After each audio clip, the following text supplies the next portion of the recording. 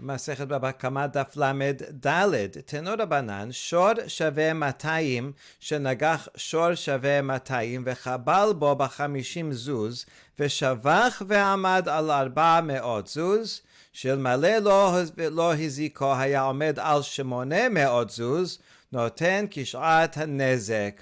With this Braita is going to talk about cases where either the short of the Nizak or the short of the Mazik appreciate or depreciate in value between the time of the injury and the time of going to Bet Din. So we'll see all the different cases. So here we have an ox that was worth 200, short tam, that gores an ox that's also worth 200, but it only causes $50 worth of damage. Therefore, the mazik is liable to pay $25. Okay, easy enough. The complication is that was at the time of the injury. In the meantime, until they come to Bet Din and he actually has to pay, the ox of the Nizak goes up in value, and now it was worth 200 before, now it's worth 400. The market increased. Here's the thing. So, okay, still the damage was only 25, right? But if it was not damaged, then it would have been worth 800 now. So the Nizak comes and says, listen, at the time of injury, it's true, you only damaged it $50 worth of damage. But if you had not, now I see that if you had not damaged it, it would have been, instead of 400, it would have been worth 800. So actually, from my perspective now, there's $800 worth of damage, so you should have to pay 200. Is that a valid claim? And the answer is no, it's not a valid claim. The Mazik says we go by the time of the injury, and this is only potential gain that you might have had. The mazik does not have to pay for loss of potential gain. All right, it never actually was worth 800 and it went down to 400. Okay, it could have been. It could have been a lot of things. So that's the mazik. The mazik does not have to pay for loss of potential gain. Now, the other way, kachash kishat hamada bedin, if it became lower in value, then the mazik is liable. In other words, at the time of the injury, it got damaged, $50 worth of damage. That's if you had sold it right then and assessed it right then. But in the meantime, this injury got worse, it got infected, whatever, and now it grew to $100 in loss. The mazik has to pay for half of the $100 instead of paying $25. Now he has to pay $50. Why? Because this is real loss. This is not potential gain that he didn't get. Rather, this is actual loss. So that's the principle of the Resha. This is where the short of the Nizak goes up or goes down. If it goes up, then that was only, but would have gone up more. That's only loss of potential gain. Mazik is not responsible. If it goes down, as we're going to see at the end of this sugya, and it goes down because of the injury, then that is actual loss, and the mazik is responsible for that.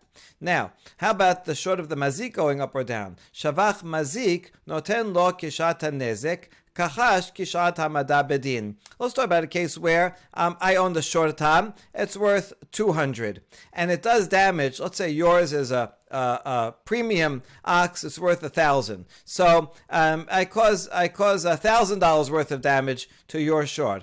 Now my liability is limited to the value of my ox. So the maximum would be 200. Okay, so now I'm going to have to pay 200. But now that's at the time of the injury, and later on, when we go to Bet Din, my $400 ox turns out to be 600. So I have to give it 400. 200, it goes up to 400. I only have to give you from the time of the injury. I don't have to give you 400. I only have to give you 200. The implication behind this is that I, the mazik, own the ox, and therefore at the time of injury, it just means I owe you a value equivalent to my ox, which is 200, but I retain ownership of the ox, and therefore the increase goes to me. So when on the upside, we say that it's the mazik owns it. But if it goes down, my ox was worth 200. Now I caused damage of 1,000, but my liability is limited to 200. And then at the time of Deen, at the time of the court, it goes down to 100. Now I only have to pay you 100. According to this, we're assuming that the ox basically goes over to you. You have a share in it. You own it, and therefore it's your loss. So this does not make sense, right? The assumption behind Shavach Mazik and Kachash are the opposite, and that's what we're going to ask about. Amar Mor, Shavach Mazik noten kishat hanezek, mane, Rabbi Ishmaeli de Amar Baal Chov hu, vezuzeh hu de masik le. If you say that the first case where when it goes up, I only have to pay you from what the value of the time of the injury. So that's assuming the opinion of Rabbi Ishmael that says that the mazik retains ownership of the animal and it just becomes an IOU. I owe you this the 200. So that's just a cash value that's independent of the animal. I retain ownership of the animal, and therefore, so I owe you the money that you're claiming, but you have no share in the ox. Therefore, when the ox value goes up, I keep that increased value. So the Resha is assuming Rabbi Ishmael. Ema sefa kachash kishchat hamada bedin. Atan Rabbi Akiva damar shutafeninhu. Resha Rabbi Ishmael v'sefa Rabbi Akiva. In the sefa where it goes down, now it was 200, but now it's only 100. I only have to pay you 100. That assumes the opinion of Rabbi Akiva that says that the nizak has ownership, partial ownership, if it's only for part of the value of the animal, or if it's the whole animal, like in my scenario, so the nizak has the ownership of the entire animal. That's why when it goes down, well, it's your animal. It's as if the nizak just took the animal right away, and so he took it at 200 and whatever. He owns the animal, and so therefore, with the fact that it goes down, is the loss of the nizak. So now we have a problem because the Resha, the previous case was assumed to be Ishmael, and this last case of going down assumes the opinion of Rabbi Akiva. How can we reconcile this? We say, La kula Rabbi Akiva hi v'hacha ma'askinan b'ma'askinan keshepitemo. In fact, the entire this entire section is the opinion of Rabbi Akiva. So now that makes sense for the sefa. That it goes down, so you bear the loss. Now that means, according to Rabbi Akiva, in fact, really in a normal case, if it goes up, so then I, mazik, would have to pay you the value of the increase. And if it went from 200 to 400, I would in fact have to give you 400 if the increase was caused by an increase in the market value. The whole market went up. But this case, where it says I don't have to pay you, this is talking about a case where I'm the mazik. I decided to fatten up my animal. You fatten up an animal and give it a lot of extra feed and a lot of calories because you're preparing to slaughter it. So that's worth it. It's worth investing in so that it'll be higher in value when you slaughter it. But that requires investment money that I'm putting in. So if I'm putting in money myself, there, even according to the Rabbi Akiva, the nizak doesn't deserve to get that value, right? That's value added that the mazik put money in. So therefore the mazik retains that added value, and he only has to pay from the original original amount of what the animal is worth. So we have to make an ukimta to say no. The resha is really is only when I fattened up my animal. Now we ask, if that's true, that the resha is only talking about a case where I fattened it up. Ema resha shavach ve'amad al 400 zuz noten lo kishat hanezek. So now let's apply that to the first half of the braita, right, where the ox of the nizak goes up. So in that case, you're saying also that the nizak fed it more. And how did it go from being 200 to 400? Because the nizak fattened it up, and now I have to pay the nizak according to the time of only the nezek, because the nizak. So remember that case. Well, they were both worth 200. The damage was 50. So therefore, the mazik has to pay only 50. And even though it went up in value, it went up to 400, and it could have even gone up to 800, so I don't have to pay that. So, well, if it went up because you fattened it up, then it's obvious that I don't have to pay. Nobody in their right mind would ever possibly think that if I cause you your animal damage of 50, and then you go and fatten it up, you put a lot of money into it, and the value goes up. Now I'm going to have to pay you more because the potential gain could have been even more. I mean, that makes no sense. I would have to pay you more when you are the one that put money into it to make it more. You changed it. So this would be Peshita and would not have to be said. Amara Papa, that's a challenge to the previous answer. Papa answers, Resha mashkachat la ben de patema patume ben de shabcha mimela. And Papa says, look, the Resha applies in all cases. There's no chidush if the nizak fed it. So you really wouldn't have to say that, but it does happen to apply in that case. The chidush is where it went up in value because of the market. So now, so it only needs to be taught when it went up on its own, just because the market value went up. And there the chidush is, I only have to pay you according to the time of the injury. I don't have to take into account the amount that went up and the potential that it could have gone up, because I don't pay for your loss of potential gain. So that Resha makes sense, and it can apply in all cases. The Sefa, where the mazik's shor went up in value, la mashkachad la ela kishepitemo. There, the law of the Baraita applies only where I fed it more, and that's why you don't get that increase. But if I didn't feed it more and it just increased because of the market value, then this is a Bi'akiva, belongs to the Nizak, and the Nizak does benefit from that added value. All right, lastly, Kachash Kishat Hamada Bedin. This is the case in the Resha when the Nizak, Nizak's animal went down in value. At the time of the injury, my 200 zuz animal caused your 200 zuz animal a loss of 50. But then it got worse and worse over time, and now the damage increased to 100, so I have to pay for half of the 100. And so we ask, Kachash mechamat mai, what caused it to depreciate in value? Ilema dechachasha mechamat melacha, lemale ad machachsht, ve'ana yahibna. So if it's because you, the nizak, worked it a lot, all right, you put it to work in the field a lot, and so that's why it depreciated in value. I, the mazik, will come and say, what, you made it weaker, I have to pay? Why should I pay? I understand I should pay for my nezek that my animal caused, so that's 50. You decided to work it hard and make it worth even less. That's not my problem. Amar Rav Asher, dechash mechamat makad, amar le, karna de torach kebira be. Rav Asher says, you're right. And if you caused it to get weaker by working it, I don't have to pay for that. But here, we're talking about a case where it got weaker because of the wound. Because, and these acts can say, the horn of your animal is buried in it, like the bullet's still in there. Okay, it's not likely that the horn is actually still in there, it didn't fall off or anything. But whatever caused injury, remember, a horn is not literally a horn. It could be any kind of thing, that projectile that went into it, and it might actually still be in there, or whatever. The wound itself is still festering and increasing its damage, and so therefore I have to pay for the increased damage that I caused earlier.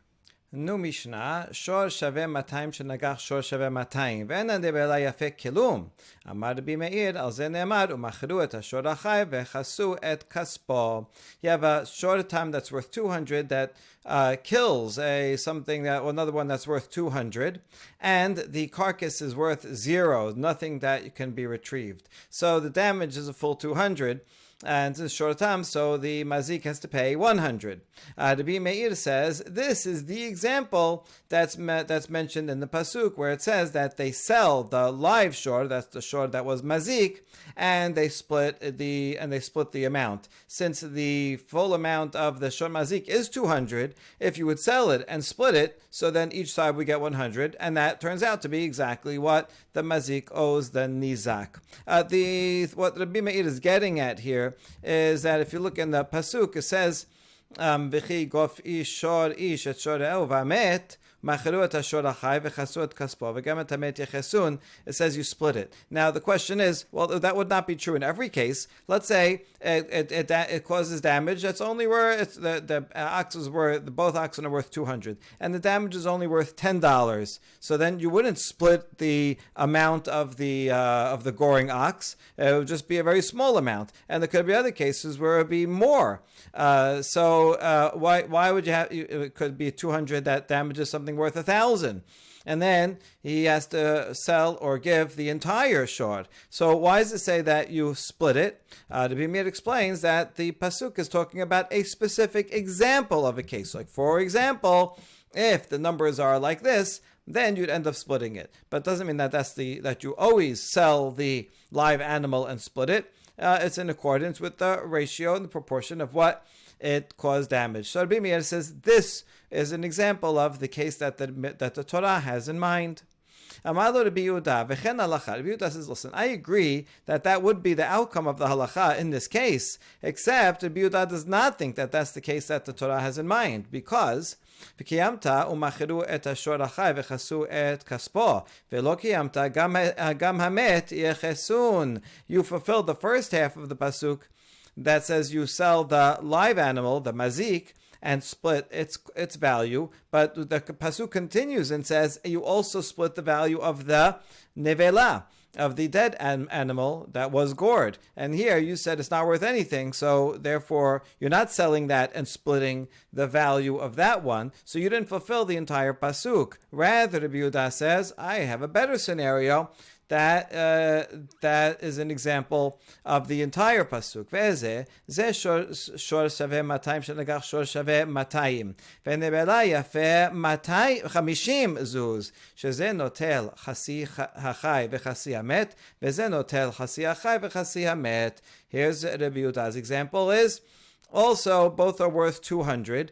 After one kills the other, the nevela is worth only 50. So the loss is 150. The nizak's animal was worth 200. Now it's only worth 50, a loss of 150. That means mazik has to pay half of that. So that means he has to pay 75.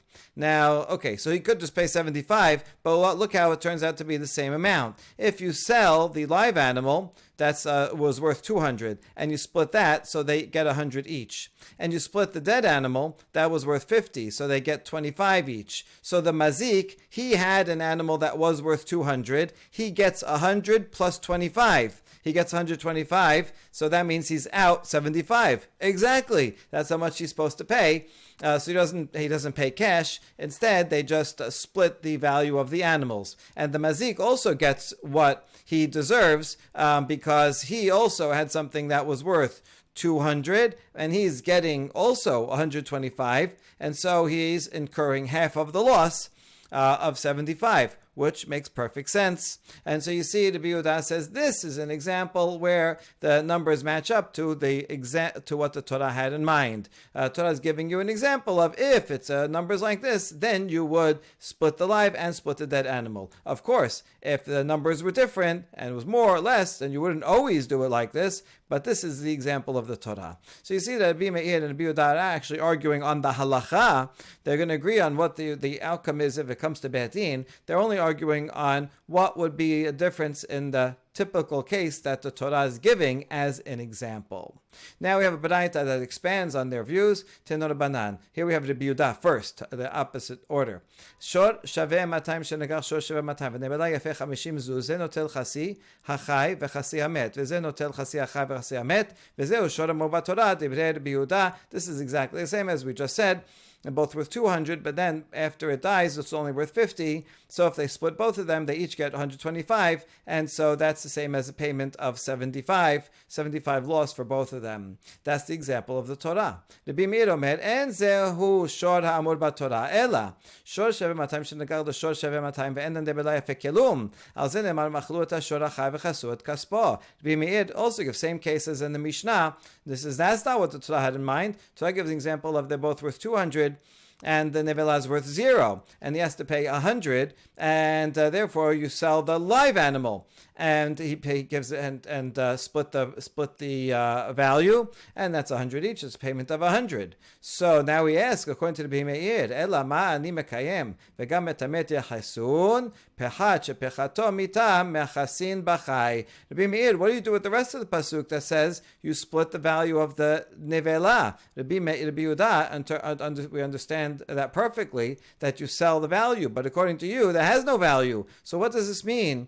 Also, the met yechesun, and his answer is, this is referring to the loss in value of the nizak, that if it was alive and now it's dead, so now it loses its value. Cost has to be borne by the half of the living animal. So that's this case where the animal that was nizak was worth 200, now it's worth 0. So that's hamet, gamet hamet, meaning the loss that due to its being killed, which is 200, is halved, meaning is paid by half of the chai. So he takes the last clause as referring to the damage done to the nizak, gamet hamet, and yechesun refers to the chai, unlike the Yehuda, who seems like a more straightforward reading that says that they also split the value of the nevela. All right, so that's how the Bimeir explains the pasuk.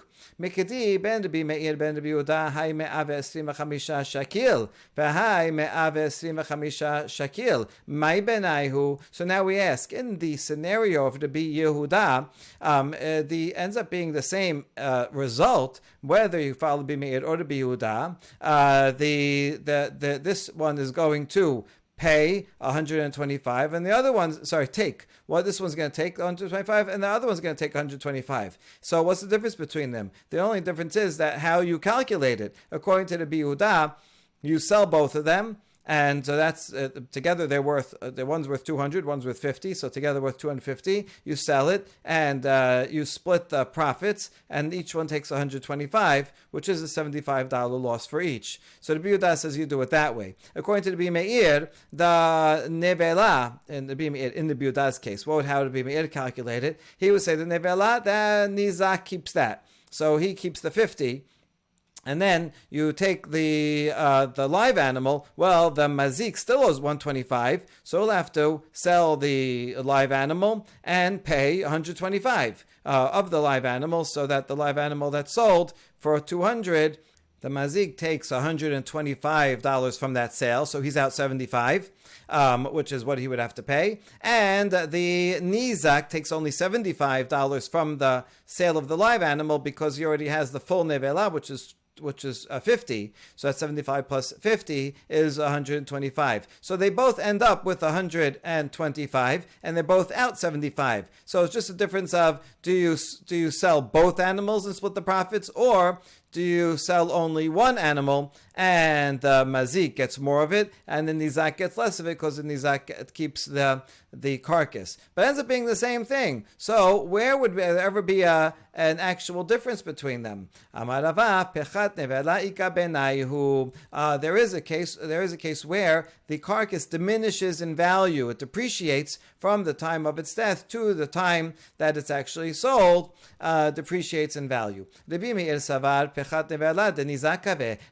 says that the nizak keeps the nevela animal, the entire thing, and therefore he will bear the entire loss of that diminishing value. Right? If it's worth 50 at the time of death, that's it. It's even if it diminishes after, that's the problem of the nizak. Whereas the Yehuda says that they split the loss, since they're going to sell this animal. So by the time they sell it, let's say now it's only was worth 50. Now it's only worth 40. So now they're each going to get 20. They're each out.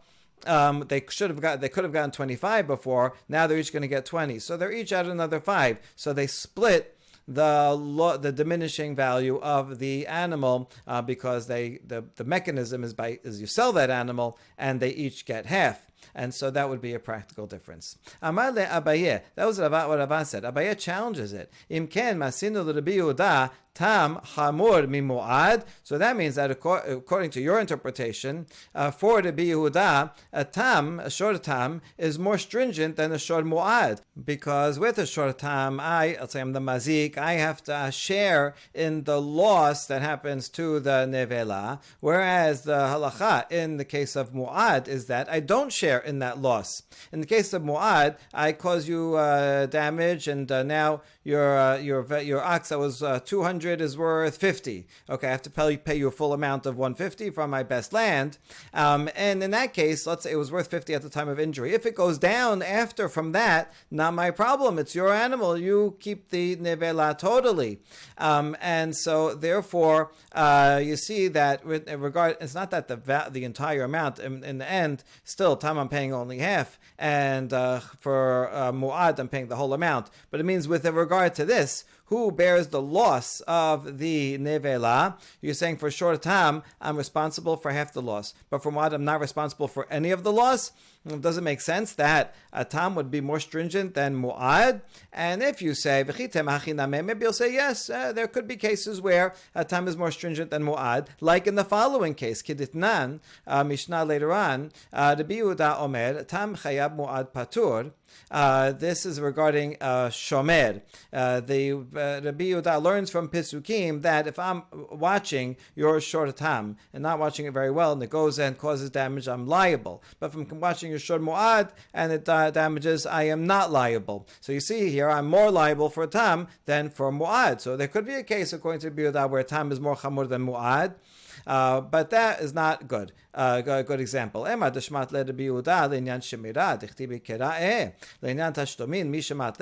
understand that Rabbi Yehuda learned this regarding watchmen, because the pasuk says so. So this is a special case, an exception. But regarding payment, do we ever see that Rabbi Yehuda would consider that a tam can be more stringent than a mu'ad? In fact, the opposite. V'hatanya, Rabbi Yehuda Omer, Yachol shor shaveh maneh, shenagach shor shaveh chamesh shelaim, v'nebela yafeh sela, ze notel chasi chai v'chasi hamet, v'ze notel chasi hachai v'chasi hamet. We're going to see in the following braita that Rabbi Yehuda assumes that a tam cannot be more stringent than a mu'ad.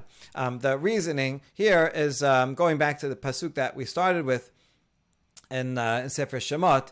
So in Sefer Shemot it says you split the value of the live and the dead animal. So like no matter what the numbers are, what if the shor that gores is worth 100, and it only causes, and the one that it gores is only worth 5 selaim, and the carcass is worth 1 selah. So the loss is down from 5 down to 1 is only 4 selaim of loss. So shor tam should have to pay only 2. And now, what are you going to tell me? That you should split the value of the live animal and the dead animal? The live animal, if you sell it, split the value, that's 50. That's way more, right? Plus the dead animal too, well, it'll be half a selah, and then each one's going to get half. That you're paying way too much. Now, well, you could say the Torah says so. Yeah, you have to pay too much. That can't be. Amarta v'chi mu'ad l'ma yaseh lachmir alav o le'akel alav. When we distinguish between tam and mu'ad, right? How is mu'ad different? Is it going to be more stringent or more lenient? Haveh omer lachmir alav u'ma mu'ad eno meshalem ela ma shezik tam akal lo kol sheken. Obviously, the mu'ad is going to be more stringent, and therefore, if regarding mu'ad, the maximum I'm going to pay is the amount of the damage, for a shor tam, all the more so the max I'm going to pay is the amount of the damage, meaning the max you could possibly pay is 4, because if mu'ad pays 4, I'm not going to have to pay 50. And so therefore, obviously, the Torah is giving you just an example that applies to some sets of numbers, but not all. It's just giving you an example, and then you can apply the same algorithm to other cases. Okay, so we bring this to see that this is a Rabbi Yehuda, and Rabbi Yehuda makes an absolute assumption that shor tam is always going to be more lenient than a shor mu'ad. And therefore, this is a rejection of Rava's answer, because in Rava's distinction between what's the difference between Rabbi Yehuda and Rabbi Meir, in his example, assumed that they split the loss to the nevela, but that can't be. That the mazik should have to split in the loss of a nevela, because that would be more machmir than mu'ad, where the mazik does not have to pay for any of the diminishing value of the nevela. Instead, here's a second answer to what a practical difference would be between Rabbi Meir and Rabbi Yehuda. Ela amar Rabbi Yochanan. Note that Rabbi Yochanan lives earlier than Rava, so he's not responding to what just came before. Rabbi Yochanan gave his own answer independently. The editors of the Talmud want to bring Rava first so that they can reject it, and then conclude with the opinion of Rabbi Yochanan, who says, we're talking about a case where the nevela went up in value, not down in value, and that would make a difference, because according to Rabbi Meir, since he says that the nevela belongs entirely to the nizak, so now it went up in value, the nizak enjoys all of the benefit of it. Whereas, according to Rabbi Yehuda, that says that you sell it and they split the proceeds from both animals, including the dead animal. So then, if it gets higher in value, they split the increase in its worth. And this actually makes sense, because in the following Beraita, we're going to see that Rabbi Yehuda has a question, and this question only makes sense on the assumption that they would split the value of increase in the nevela. Hashtad amad chasracha manai laved mazik deshakel b'shivcha yachol shor shaveh chamesh selaim shenagach shor shaveh maneh והנבלה יפה 50 זוז, זה נוטל חצי החי וחצי המת, וזה נוטל חצי החי וחצי המת. He says, now that we see that the Torah cares for, has mercy on the mazik. Where do we see that? The Torah says you split even the nevela, and the mazik gets half of it. Oh, well, the mazik, we might think, throw the book at him. He did something wrong. But no, even the nevela, which belonged to the nizak, the mazik gets half of it. So now that we see that the Torah cares about the mazik as well, now when he receives the increased value, can it be that he would get more, that he would actually benefit from it and receive money from the deal, right? Get a benefit from the deal? For example, let's say you have an ox that was worth 5 selaim. That's the same as 20 dinar. We're going to convert it to dinar. And that gourd, something that's worth 100 dinar, and now the nevela is only worth 50. Zuz is the same as dinar, and now it's only worth 50. So what are you going to do? You're going to split both of them, right? So the 50 is 25 each. And the other one was the goring ox was worth 20. So that would be 10 each. So that means they each get 35, right? So this one gets half of the live and half the dead, and that one gets half the live and half the dead. And that would mean that each get 35. Now look at the mazik. He had an animal that was only worth 20 dinar, and now his animal went and gored someone, and at the end of the judgment, he gets 35 back. So he's up 15 for committing a crime. That doesn't make sense. Amarta, hechan masinu mazik niskar sheze niskar. Where do you ever find that someone who causes damage should get benefit from it, that he should get benefit? That's number one. Doesn't make sense. Second, ve'omer shalem yeshalem ba'alim meshalemin ve'en ba'alim notlin. And furthermore, the pasuk says that the damager has to pay, right? That means the owner of the ox that gores has to pay and not take. So certainly that can't be. Well, you see from this entire baraita, as Rabbi Yehuda does assume that both the mazik and the nizak split the difference of the increase in the value of the nevela. Good, so this is a good proof for Rabbi Yochanan. And now that we mentioned this baraita, let's just analyze. Why does it need to give two reasons? Mai ve'omer, just say the first one is enough. Maybe you'll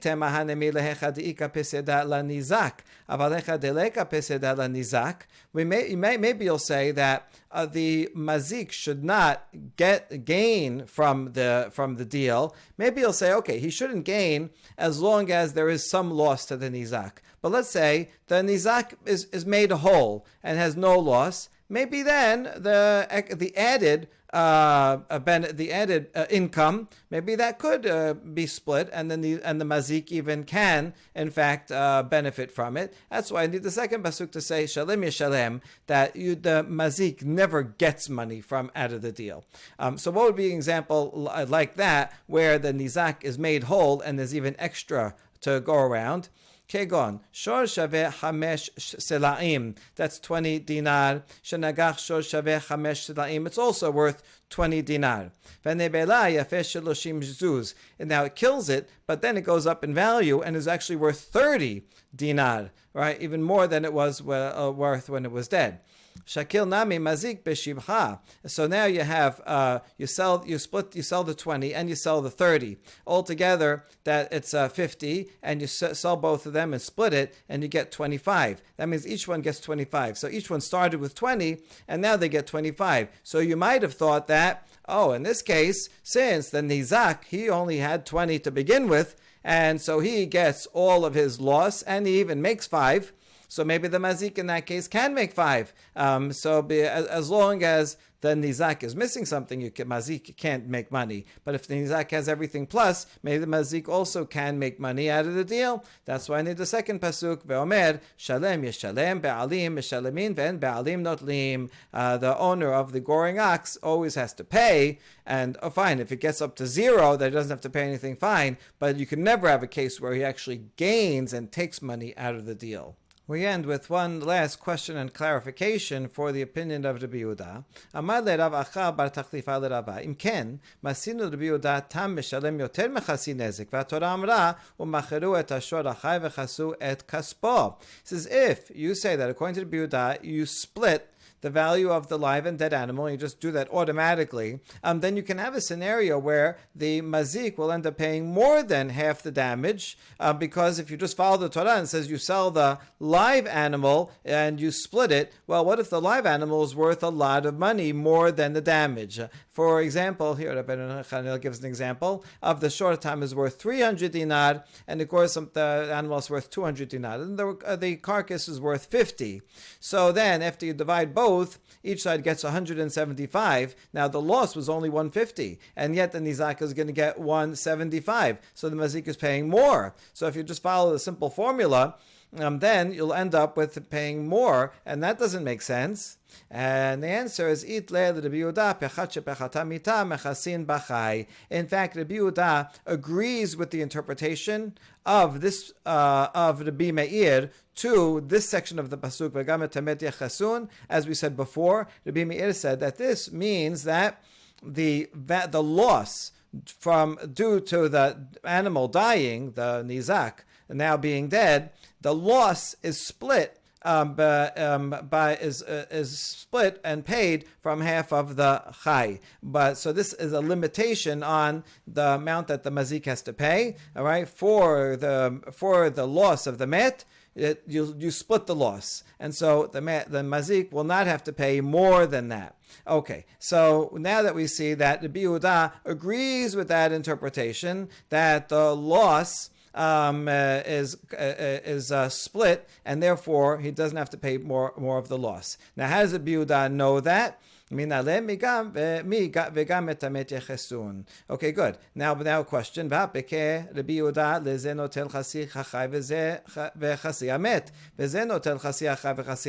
Hold on. How could you say that Rabbi Yehuda interprets this pasuk as Rabbi Meir did, to limit the payment that a mazik has to give to half, if Rabbi Yehuda already used this pasuk to teach me that one takes the live animal and the nevela, sells them both, and sells the nevela too? So he's using this twice, and he says yes, in fact, Rabbi Yehuda is using it twice. Im ken nichtob kera ve'et hamet mai vegam shema mina tarte. The pasuk have just said ve'et hamet. It didn't have to say vegam. The extra word vegam means that we learn two things from this pasuk. Number one, that where you sell the nevela and split and give the proceeds to both of them, and second, that the payment of the mazik is limited to half, and it ends up being that when you split the live animal, it's more expensive, or when you split both of them, it ends up being more than the loss. No, the mazik will not have to pay more than the loss, because it says the met, the loss that occurs, yechesun, one only pays half. Baruch Adonai le'olam, amen ve'amen.